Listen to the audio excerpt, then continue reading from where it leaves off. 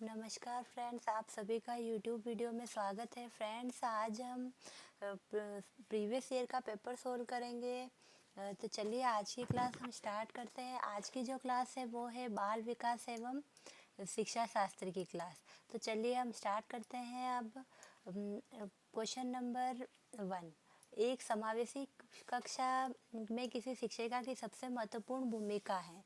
पहला ऑप्शन है यह सुनिश्चित करना कि शिक्षिका कक्षा के मानक निर्देश दे रही है। दूसरा ऑप्शन है बच्चों के माता पिता के व्यवसाय को जानना ताकि शिक्षिका प्रत्येक बच्चे के भावी व्यवसाय को जान सके।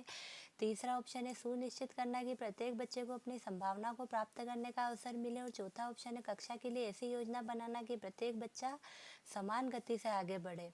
तो ये कह रहा है कि समावेशी कक्षा में शिक्षिका की महत्वपूर्ण भूमिका क्या है, क्योंकि एक समावेशी शिक्षा क्या कक्षा क्या होती है। समावेशी कक्षा ऐसी कि बिना किसी भेदभाव के सभी बच्चों को, सभी वर्ग के बच्चों को एक साथ एक ही जगह पर शिक्षा देना, उसको कहते हैं समावेशी शिक्षा। इसलिए इसमें इसका सबसे सही ऑप्शन हो जाएगा, वो जाएगा तीसरा।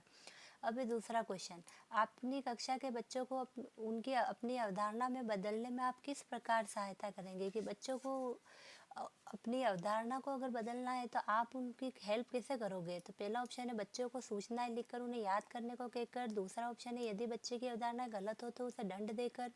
तीसरा ऑप्शन है तथ्यात्मक जानकारी देकर। और चौथा ऑप्शन है अवधारणाओं के बारे में अपनी समझ को व्यक्त करने का अवसर देकर। तो इसका सबसे सही ऑप्शन हो जाएगा, वो हो जाएगा चौथा, क्योंकि बच्चे को अगर खुद की अवधारणाओं को बदलना है तो उसको अवधारणाओं के बारे में अपनी समझ को व्यक्त करने का उसको अवसर देना, ताकि वो अपने आप को व्यक्त करेगा। क्वेश्चन नंबर 3, जब बच्चे को एक विशेष संख्या में पुस्तकें जब पढ़ते हैं तो उन्हें एक प्रमाण पत्र दिया जाता है। यह रणनीति शायद अधिक समय तक काम न करे, क्योंकि पहला ऑप्शन है यह संभवतः बच्चों को केवल प्रमाण पत्रों के लिए पुस्तकों को पढ़ने की तरफ ले जा सकती है। दूसरा है पुस्तकालय में बहुत अधिक पुस्तकों को खरीदने की आवश्यकता होगी। तीसरा है जब अधिक संख्या में बच्चे पढ़ना शुरू कर देंगे तो बड़ी मात्रा में प्रमाण पत्र देने होंगे। और चौथा ऑप्शन है पुस्तकों को पढ़ना बच्चों को उनके गृह कार्य को पूरा करने में बाधा डालेगा। तो इसमें जो इसका सही ऑप्शन हो जाएगा वो कौन सा हो जाएगा, पहला। क्योंकि अगर उनको पाठ्य पुस्तक पढ़ने पे अगर हम प्रमाण पत्र ही देंगे तो बच्चों को वो केवल प्रमाण पत्र प्राप्त करने के लिए पढ़ने की तरफ ले जा सकता है। इसलिए इसका सबसे सही ऑप्शन हो जाएगा, वो हो जाएगा पहला। अब क्वेश्चन नंबर 4, किसी कक्षा में शिक्षक की भूमिका क्या है। कोई सी भी कक्षा है उसमें एक शिक्षक की क्या भूमिका होती है। पहला, समय सारणी का कठोरता से पालन करना और पाठ्यक्रम से बंधे रहना।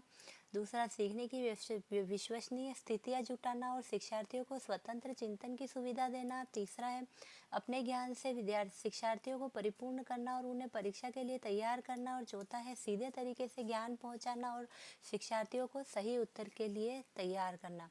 तो इन सब में से सबसे सही ऑप्शन हो जाएगा वो दूसरा, कि सीखने की अलग अलग स्थितियाँ जुटाना, विश्वसनीय और शिक्षार्थियों को स्वतंत्र खुले दिमाग से खुद को सोचने की सुविधा देना।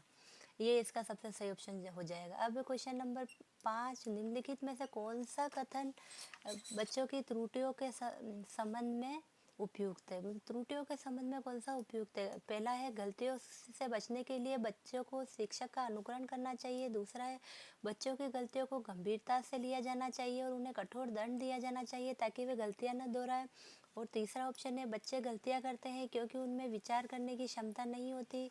और चौथा ऑप्शन है बच्चों की गलतियां एक खिड़की के समान होती है, ये जानने के लिए कि वे किस प्रकार सोचते हैं। तो इनमें से सबसे सही ऑप्शन है वो हो जाएगा चौथा, कि बच्चों की गलतियां एक खिड़की के समान होती है, ये जानने के लिए कि वे किस प्रकार सोचते हैं। अब क्वेश्चन नंबर 6, आकलन शिक्षण अधिगम प्रक्रिया का अभिन्न अंग है, क्योंकि आकलन हमारे शिक्षण और अधिगम प्रक्रिया के लिए क्यों महत्वपूर्ण है।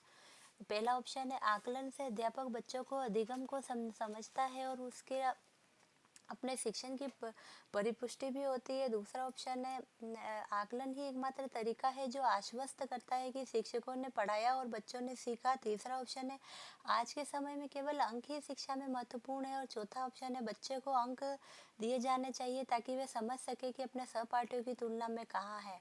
इसमें इनका सबसे सही ऑप्शन हो जाएगा, वो हो जाएगा पहला, कि आकलन से अध्यापक बच्चों के अधिगम को समझता है और उसे अपने शिक्षण की परिपुष्टि भी होती है। मतलब अध्यापक बच्चा किस प्रकार सीख रहा है, सीख भी पा रहा है या नहीं सीख पा रहा है, उसको समझता है, और वो पढ़ा रहा है, वो बच्चों को समझ में आ भी रहा है या नहीं आ रहा है, उसकी भी परिपुष्टि होती है। इसलिए इसका सबसे सही ऑप्शन हो जाएगा, वो हो जाएगा पहला। अब क्वेश्चन नंबर 7, पाठ्यचर्या ऐसी हो जो पाठ्यपुस्तक के ज्ञान को पुनः प्रस्तुत करने के स्थान पर बच्चों को अपनी आवाजें पाने, कार्य करने, अपनी जिज्ञासा का पोषण करने, प्रश्न पूछने और जांच पड़ताल करने तथा अपने अनुभव को बांटने तथा विद्यालय के ज्ञान के साथ जोड़ने में सक्षम बनाए। राष्ट्रीय पाठ्यचर्या की रूपरेखा 2005 पृष्ठ 13। इस पृष्ठभूमि में एक शिक्षक की प्राथमिक भूमिका क्या होनी चाहिए? मतलब जो पाठ्य पुस्तकचर्या जो है वो ऐसी होना चाहिए जिससे मतलब बच्चों को जगह मिले, वो अपनी जिज्ञासा को शांत कर सके, प्रश्न पूछ सके, जांच पड़ताल कर सके और अपने अनुभवों को बांटे, और विद्यालय के साथ अगर उस अपने ज्ञान को जोड़े, तो उसके लिए एक शिक्षक की क्या भूमिका होनी चाहिए?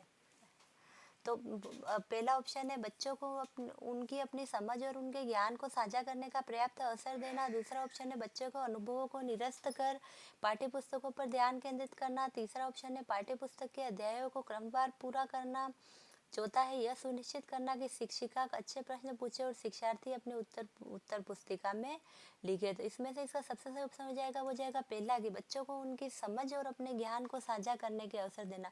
क्योंकि अगर बच्चों को अपन खुला रखेंगे और उसको अगर सोचने के, चिंतन के और खुद को अगर कार्य करने के अवसर देंगे, तो उसमें बहुत सारी योग्यताओं का विकास होगा और बच्चा सीखेगा भी अच्छे से। अब क्वेश्चन नंबर है 8, बच्चों को अपने अध्ययन के प्रयास करने हेतु प्रोत्साहित करने के लिए शिक्षक को क्या करने की आवश्यकता है?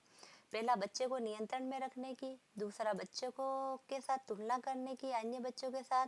तीसरा है बच्चे को प्रेरित करने की, और चौथा बच्चों को डांटने की। तो इनमें से इसका सबसे सही ऑप्शन हो जाएगा, वो कौन सा हो जाएगा? तीसरा, कि बच्चे को प्रेरित करने की, बच्चे को प्रेरित करने के लिए की आवश्यकता है। अब है क्वेश्चन नंबर 9, भावनाओं, अधिगम और अभिप्रेरणा के संदर्भ में निम्नलिखित में से किस कथन से आप सहमत हैं? मतलब भावनाएं, अधिगम और अभिप्रेरणा, ये तीनों एक दूसरे से कैसे जुड़े हुए हैं? तो इसका जो पहला ऑप्शन है वो है सीखने के लिए भावनाओं को अलग अलग देना चाहिए। दूसरा है प्रेरणा और सीखने के साथ भावनाएं घनिष्ठ रूप से जुड़ी है। तीसरा, सीखने के लिए अभिप्रेरित करने में भावनाओं की कोई भूमिका नहीं होती। और चौथा है कुछ नया सीखना इस पर निर्भर करता है कि उसमें हम कितने निपुण हैं। तो इसमें सबसे सही ऑप्शन हो जाएगा, वो हो जाएगा दूसरा, कि प्रेरणा और सीखने के साथ भावनाएं घनिष्ठ रूप से जुड़ी हुई है। अब क्वेश्चन नंबर 10, बहुविकल्पी प्रश्न बच्चों की कौन सी योग्यता का आकलन करते हैं? पहला, सही उत्तर का निर्माण करने की। दूसरा, सही उत्तर की व्याख्या करने की। और तीसरा, सही उत्तर की पहचान करने की। और चौथा है सही उत्तर का प्रत्यास्मरण करने की। बहुविकल्पीय जो प्रश्न होते हैं उनमें तो विकल्प होते हैं, और जो उनका जो उत्तर होता है वह भी है ना सटीक होता है, एक ही उत्तर होता है। इसीलिए इसका जो सबसे सही ऑप्शन हो जाएगा वो तीसरा, कि सही उत्तर की पहचान करने के लिए। अब है क्वेश्चन नंबर 11, समाजीकरण की प्रक्रिया में क्या शामिल नहीं है? जो हम समाजीकरण है उसकी जो प्रक्रिया होती है उसमें कौन सा बिंदु है जो नहीं है? मूल्यों और विश्वासों का अर्जन।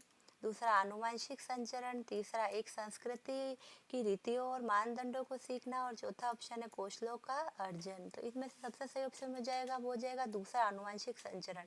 क्योंकि समाजीकरण में ये तीनों जो ऑप्शन है वो शामिल है, और ये जो आनुवंशिक संचरण है ये समाजीकरण में शामिल नहीं है। अब है क्वेश्चन नंबर 12, मानसिक संरचनाएं जो चिंतन के निर्माण में प्रखंड है, इसके लिए जीन पियाजे ने किस शब्द का प्रयोग किया? मतलब मानसिक संरचना है, जो हमारा मन की संरचना है वो चिंतन का निर्माण करने के लिए उत्तरदायी होती है। तो इसके लिए जीन पियाजे ने किसका प्रयोग किया है? पहला है जीन, दूसरा परिपक्वन प्रखंड, तीसरा है स्कीमा, और चौथा है विकास के क्षेत्र। तो इसका जो सबसे सही ऑप्शन हो जाएगा वो हो जाएगा तीसरा, स्कीमा, क्योंकि उन्होंने इसको स्कीमा का नाम दिया। अब क्वेश्चन नंबर 13, वाइगोत्स्की के अनुसार बच्चे स्वयं से क्यों बोलते हैं? वाइगोत्स्की के बच्चे खुद से अपने आप से क्यों बातें करते हैं? तो पहला है बच्चों को अपने प्रति वयस्कों का ध्यान आकर्षित करने के लिए बोलते हैं। बच्चे स्वभाव से बहुत बातूनी होते हैं। तीसरा ऑप्शन है बच्चे अहम केंद्रित होते हैं। और चौथा ऑप्शन है बच्चे अपने कार्य को दिशा देने के लिए बोलते हैं। तो इनमें से सबसे सही ऑप्शन कौन सा हो जाएगा? चौथा, कि बच्चे अपने कार्य को दिशा देने के लिए बोलते हैं। अब है क्वेश्चन नंबर 14। अधिगम अशक्तता वाले, मतलब जिनमें पढ़ने लिखने की क्षमता नहीं होती है, वो कैसे होते हैं बच्चे? पहला, बच्चों को एक समान दिखाई देने वाले अक्षरों और वर्णों में भ्रम होता है। दूसरा ऑप्शन है बच्चे दृश्य शब्दों को आसानी से पहचानते और समझते हैं। तीसरा ऑप्शन है बच्चों की मानसिक विकास मंद होता है। और चौथा, बच्चे निम्न बुद्धि लब्धि आते हैं। अधिगम अशक्तता वाले जो बच्चे होते हैं वो होते हैं बच्चों को एक समान दिखाई देने वाले अक्षरों और वर्णों में क्या होता है? भ्रम होता है। इसलिए इसका सबसे सही ऑप्शन हो जाएगा, वो हो जाएगा पहला। अब क्वेश्चन नंबर 15, सृजनात्मकता क्या है? सृजनात्मकता मतलब क्रिएटिविटी। क्रिएटिविटी क्या होती है? पहला, बुद्धि का एक प्रकार है जो उन कौशलों से संबंधित है जो संचित किए गए ज्ञान और अनुभव पर निर्भर होते हैं। दूसरा ऑप्शन है बुद्धि का एक प्रकार है जो संसाधन की गति को शामिल करते हुए सूचना प्रक्रमण कौशलों पर अत्यधिक निर्भर होता है। तीसरा ऑप्शन है समस्याओं के मौलिक और अपसारी समाधानों को पहचानने अथवा तैयार करने की योग्यता है। और चौथा ऑप्शन है कि सृजनात्मकता 200 से ऊपर की बुद्धि लब्धि से सर्वाधिक बेहतर ढंग से परिभाषित होती है। तो इनमें से सबसे सही ऑप्शन सृजनात्मकता के बारे में क्या है? तीसरा, कि समस्याओं के मौलिक और अपसारी समाधानों को पहचानने तथा तैयार करने की योग्यता। और इसलिए इसका सबसे सही ऑप्शन हो जाएगा वो तीसरा। और क्योंकि सृजनात्मकता में हमेशा अपसारी चिंतन होता है, जो अपसारी चिंतन अपसारी रूप से सोचने के लिए मदद करता है। तो इसमें अगर इसका सबसे सही ऑप्शन हो जाएगा वो हो जाएगा तीसरा। अब क्वेश्चन नंबर 16। भारत में बहुत से बच्चे, विशेषकर लड़कियां, विद्यालय में आने से पहले और विद्यालय से वापस जाने के बाद घर का काम करते हैं। आपके विचार से इस संदर्भ में एक शिक्षिका को गृह कार्य के बारे में क्या देना चाहिए? मतलब भारत में जो बहुत सारे बच्चे हैं और उनमें से सबसे ज़्यादातर लड़कियाँ हैं, वो उनको घर का काम रहता है और भी कोई काम रहता है, तो वो वापस घर पे जाके भी अपना काम करती है, उनको टाइम नहीं मिलता है। तो ऐसे में शिक्षक को गृह कार्य कैसा देना चाहिए? तो पहला ऑप्शन है शिक्षिका को ऐसा गृह कार्य देना चाहिए जो विद्यालय में कराए गए अधिगम को बच्चों के घरेलू जीवन से जोड़ता है। दूसरा ऑप्शन है कि ऐसे शिक्षक को सुनिश्चित कर लेना चाहिए कि बच्चे अपना गृह कार्य पूरा करने के लिए सुबह जल्दी उठे और देर तक रुके। तीसरा ऑप्शन है बच्चों को माता पिता से उनके गृह कार्यों को पूरा कराने के लिए ट्यूशन लगवाने के लिए कहना। और चौथा ऑप्शन है उसे उन बच्चों को कठोर दंड देना चाहिए जो अपना गृह कार्य पूरा नहीं करते। तो इसका जो सबसे सही ऑप्शन हो जाएगा वो हो जाएगा पहला, कि शिक्षिका को ऐसा गृह कार्य देना चाहिए जो उसके अधिगम को, बच्चों का जो घरेलू जीवन है, जो हम वो घर में काम करते हुए भी वो सीख सकते हैं, उससे जोड़े। ऐसा गृह कार्य देंगे तो बच्चे गृह कार्य भी कर लेंगे और अपना काम भी कर लेंगे। अब है क्वेश्चन नंबर 17। एक प्रभावी कक्षा में बच्चे अपने पहला ऑप्शन है बच्चे अपने अधिगम को सुगम बनाने के लिए मार्गदर्शन एवं सहयोग हेतु शिक्षक से सहायता लेते हैं। दूसरा ऑप्शन है बच्चे हमेशा उत्सुक और तैयार रहते हैं क्योंकि शिक्षक उनकी प्रत्यास्मरण योग्यता का आकलन करने के लिए नियमित रूप से परीक्षा लेता रहता है। तीसरा है बच्चे शिक्षक से डरते हैं क्योंकि वह मौखिक और शारीरिक दंड का प्रयोग करते हैं। और चौथा ऑप्शन है बच्चे शिक्षक का सम्मान नहीं करते और जैसा उन्हें अच्छा लगता है वैसा करते हैं। तो इसका जो सबसे सही ऑप्शन हो जाएगा वो हो जाएगा पहला, कि बच्चे अपने अधिगम को सुगम बनाने के लिए मार्गदर्शन और सहयोग हेतु शिक्षक से सहायता लेते हैं। मतलब प्रभावी शिक्षा वही होगी जिसमें जिसमें जो बच्चे हैं वो अपने अधिगम को सीखने के लिए अपने शिक्षक से, अपने टीचर से थोड़ी थोड़ी हेल्प लेते रहेंगे और अपना शिक्षण करेंगे। वही शिक्षण एक प्रभावी शिक्षण होगा। इसलिए इसका जो सबसे सही ऑप्शन हो जाएगा वो हो जाएगा पहला। अब है क्वेश्चन नंबर 18। ज्ञान के एक बड़े असंबद्ध भाग को प्रस्तुत करना है। पहला ऑप्शन है अपने तरीके से जानकारी को व्यवस्थित करने में शिक्षार्थियों की सहायता करेगा। दूसरा, शिक्षक के कार्य को कठिन और शिक्षार्थियों के कार्य को आसान बनाएगा। तीसरा ऑप्शन है शिक्षार्थियों के लिए अवधारणात्मक समझ को प्राप्त करने को कठिन बनाएगा। और चौथा ऑप्शन है शिक्षार्थियों के लिए प्रत्यास्मरण को आसान बनाएगा। इनमें से सबसे सही ऑप्शन हो जाएगा तीसरा, कि शिक्षार्थियों के लिए अवधारणात्मक समझ प्राप्त करने को कठिन बनाएगा। अब है क्वेश्चन नंबर 19। ये क्या बच्चे इसलिए भाषा अर्जित करते हैं क्योंकि उनमें आनुवंशिक रूप से ऐसा करने की पूर्व प्रवृत्ति होती है, या उनके माता पिता प्रारंभिक अवस्था ही उन्हें गहन रूप से सिखाते हैं? यह प्रश्न आवश्यक रूप से क्या दर्शाता है? कि मतलब एक क्वेश्चन है कि मतलब क्या बच्चे इसलिए भाषा को अर्जन करते हैं क्योंकि उनमें आनुवंशिक रूप से ऐसा करने की पूर्व प्रवृत्ति होती है, या उनके माता पिता प्रारंभिक अवस्था में ही उन्हें गहन रूप से सिखाते हैं? तो मतलब ये प्रश्न क्या दर्शाता है? पहला ऑप्शन है, क्या विकास एक सतत प्रक्रिया है या असतत प्रक्रिया? दूसरा ऑप्शन है, भाषा के विकास पर संज्ञान का प्रभाव। तीसरा, प्रकृति और पोषण पर बहस। चौथा, बहुकारक योग्यता के रूप में विकास पर चर्चा। तो इनमें से सबसे सही ऑप्शन हो जाएगा जो तीसरा, प्रकृति और पोषण पर बहस। क्योंकि ये जो क्वेश्चन है, ये जो प्रकृति और पोषण के बारे में जो बहस है वो बताइए इसमें। तो इसका सही ऑप्शन हो जाएगा, वो हो जाएगा तीसरा। अब है क्वेश्चन नंबर 20। अमूर्त वैज्ञानिक चिंतन के लिए क्षमता का विकास निम्नलिखित अवस्थाओं में से कौन सी किसकी एक विशेषता है? तो पहला ऑप्शन है मूर्त सक्रियात्मक अवस्था। दूसरा, औपचारिक सक्रियात्मक अवस्था। तीसरा, संवेदी गतिक अवस्था। चौथा, पूर्व सक्रियात्मक अवस्था। इन चारों में से इसका सबसे सही ऑप्शन हो जाएगा, हो जाएगा दूसरा, औपचारिक सक्रियात्मक अवस्था। क्योंकि जो अमूर्त जो चिंतन है वो हमेशा औपचारिक सक्रियात्मक अवस्था में आते आते होता है, इसलिए इसका जो सबसे सही ऑप्शन हो जाएगा वो हो जाएगा दूसरा। अब है क्वेश्चन नंबर 21। एक बच्चा तर्क प्रस्तुत करता है, मतलब एक बच्चा बोलता है कि आप यह मेरे लिए करो और वह मैं आपके लिए करूँगा। तो यह कि बच्चा कोलबर्ग की नैतिक तर्कणा की किस अवस्था के अंतर्गत है? मतलब एक बच्चा बोलता है कि आप ये मेरे लिए करोगे तो ये मैं आपके लिए करूँगा, तो ये कोलबर्ग की कौन सी अवस्था में आएगा? पहला, अच्छा लड़का अच्छी लड़की अभिमुखीकरण। दूसरा, सामाजिक अनुबंध अभिमुखीकरण। तीसरा ऑप्शन, सहायक उद्देश्य अभिमुखीकरण। और चौथा है दंड और आज्ञा पालन अभिमुखीकरण। तो इसका सही ऑप्शन हो जाएगा, वो हो जाएगा पहला, अच्छा लड़का अच्छी लड़की अभिमुखीकरण। अब है क्वेश्चन नंबर 22। प्रगतिवादी कक्षा, प्रगतिवादी जो शिक्षा होती है उसमें पहला ऑप्शन है अनुबंध और पुनर्बनन के सिद्धांतों पर आधारित है। दूसरा ऑप्शन है पाठ्य पुस्तकों पर आधारित है क्योंकि वे ज्ञान के एकमात्र वैध स्रोत हैं। तीसरा, इस मत पर विश्वास करते हैं कि शिक्षक को अपने उपागम में दृढ़ रहना है और वर्तमान समय में बिना दंड का प्रयोग किए बच्चों को पढ़ाया नहीं जा सकता है। और चौथा ऑप्शन है समस्या समाधान और आलोचनात्मक चिंतन पर अधिक बल देती है। तो इसका ऑप्शन हो जाएगा चौथा, क्योंकि जो प्रगतिवादी शिक्षा है वो सबसे ज़्यादा जो है वो समस्या समाधान और आलोचनात्मक चिंतन पर बल देती है। अब है क्वेश्चन नंबर 23। क्वेश्चन नंबर 23 है, विभिन्न मुद्दों और विमर्शों पर उनके लिए कारण प्रस्तुत करते हुए बच्चे को अपनी व्यक्तिगत राय को व्यक्त करने के लिए प्रोत्साहित करने वाले प्रश्न किसको बढ़ावा देता है? मतलब बहुत सारे मुद्दे, विचार विमर्श और अपनी राय रखना और ये सब व्यक्त करने के लिए अगर प्रोत्साहित करना है किसी बच्चे को, तो ऐसे ऐसे जो प्रश्न है वो किसको बढ़ावा देते हैं? पहला, बच्चों के मानकीकृत आकलन पर। दूसरा, विश्लेषणात्मक और आलोचनात्मक चिंतन। तीसरा, अभिसारी चिंतन। और चौथा है जानकारी का पुनः स्मरण। तो इसमें सबसे सही ऑप्शन हो जाएगा, वो जाएगा पहला, क्योंकि ये जो बच्चों के मानकीकृत आकलन है उसको बढ़ावा देंगे।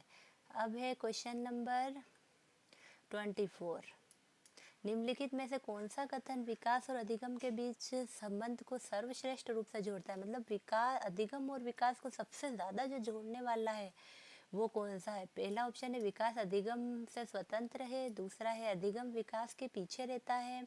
तीसरा, अधिगम और विकास समानार्थक परिभाषिक शब्द है। और चौथा ऑप्शन है अधिगम और विकास एक जटिल तरीके से अंतर संबंधित है।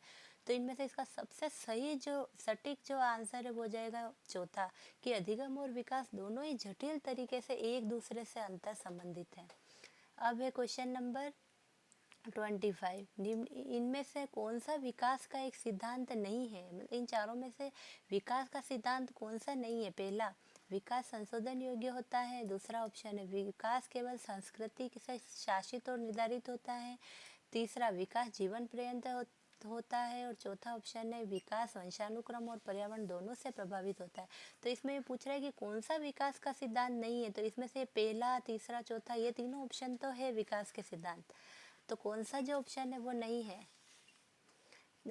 दूसरा, कि विकास केवल संस्कृति से शासित और निर्धारित होता है। अब है क्वेश्चन नंबर 26 बाल केंद्रित कक्षा की एक प्रमुख विशेषता है कि उसमें जो बाल केंद्रित कक्षा का मतलब है कि जिसमें जो कक्षा बच्चों पर केंद्रित हो, जिसमें बच्चे खुद स्वयं अपने अपने अनुसार कुछ क्रियाकलाप करके खुद से सीखे और उसको खुद को सीखने का अवसर मिले, वो है बाल केंद्रित शिक्षा।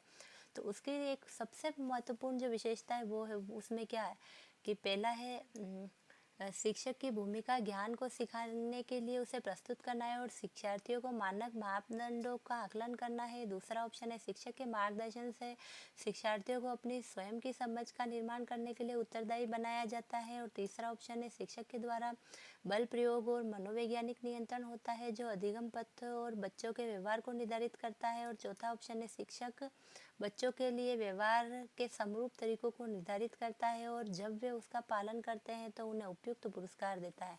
तो इनमें से सबसे सही ऑप्शन हो जाएगा दूसरा कि शिक्षक के मार्गदर्शन से शिक्षार्थी अपने खुद की समझ का निर्माण करने के लिए उत्तरदायी बनाया जाता है। तो अब है क्वेश्चन नंबर 27। बुद्धि के बारे में निम्नलिखित में से कौन सा कथन सबसे ज़्यादा उपयुक्त है? तो पहला ऑप्शन है बुद्धि को केवल मानकीकृत बुद्धि लब्धि परीक्षणों के आयोजन के द्वारा विश्वसनीय रूप से निर्धारित किया जा सकता है। और दूसरा ऑप्शन है बुद्धि मूलभूत रूप से स्नायु तंत्र संबंधित कार्य प्रणाली है, उदाहरणार्थ प्रक्रमण की गति, संवेदी विभेद आदि। और तीसरा ऑप्शन है बुद्धि विद्यालय में अच्छा प्रदर्शन करने की योग्यता है। और चौथा है बुद्धि बहुआयामी है और इसमें कोई पहलू निहित नहीं है। तो इन चारों ऑप्शन में से जो बुद्धि के बारे में सबसे महत्वपूर्ण है वो है चौथा कि बुद्धि बहुत सारे आयामों से मिलकर बनी है और इसमें बहुत सारे पहलू निहित है, इसलिए इसका सबसे सही ऑप्शन वो जाएगा चौथा। अब है क्वेश्चन नंबर 28। लिंग या जेंडर पक्षपात किसकी ओर संकेत करता है?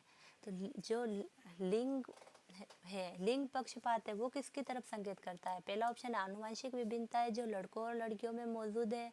दूसरा है स्त्रियोचित और पुरुषोचित विशेषताओं में सापेक्षित रूप से स्वयं का बोध।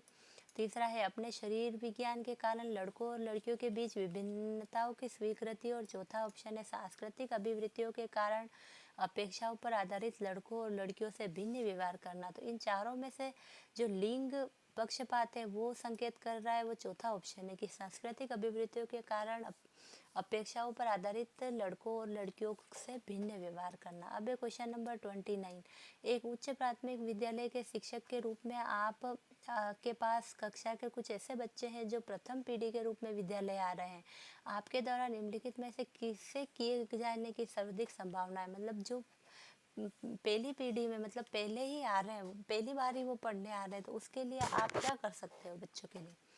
तो पहला ऑप्शन है कक्षा की गतिविधि के समय और गृह कार्य के लिए उन्हें बुनियादी सहयोग और अन्य सहायता उपलब्ध कराएंगे। दूसरा ऑप्शन है उन्हें याद करने के लिए और उत्तर को 5 बार अपनी उत्तर पुस्तिका में लिखने के लिए गृह कार्य देंगे। तीसरा ऑप्शन है बच्चों से कहेंगे कि उनमें आगे पढ़ने की क्षमता नहीं है और अब उन्हें अपने माता पिता के काम में सहायता करनी चाहिए। और चौथा ऑप्शन है माता पिता को बुलाएंगे और उनसे अपने बच्चों का ट्यूशन लगाने का नम्रता पूर्वक कहेंगे। तो इन चारों में से सबसे सही ऑप्शन वो जाएगा पहला कि कक्षा की गतिविधि के समय और गृह कार्य के लिए उन्हें बुनियादी सहयोग और सहायता उपलब्ध कराएंगे। अब है क्वेश्चन नंबर 3 लास्ट। समान आयु के बच्चों में भी आकृति, योग्यता, स्वभाव, रुचि, प्रवृत्ति और अन्य बातों में बहुत अंतर होता है। इस संदर्भ में विद्यालय की क्या भूमिका है? मतलब समान सेम एज के जो बच्चे हैं उनमें भी उनकी आकृति, योग्यता, स्वभाव, रुचि, प्रवृत्ति इन सब में बहुत अंतर होता है। तो इसमें विद्यालय क्या कर सकता है सहयोग?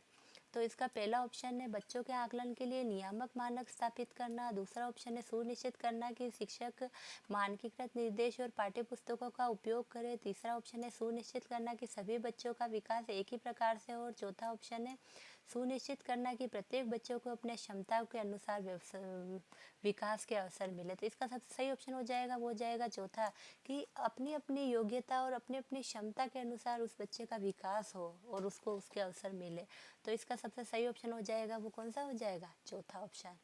तो धन्यवाद फ्रेंड्स, आप सभी को मेरा वीडियो कैसा लगा तो कमेंट करके ज़रूर बताएं। और अगर आप सभी को मेरा वीडियो अच्छा लगा हो तो लाइक कीजिए, सब्सक्राइब कीजिए और शेयर करना ना भूलिए।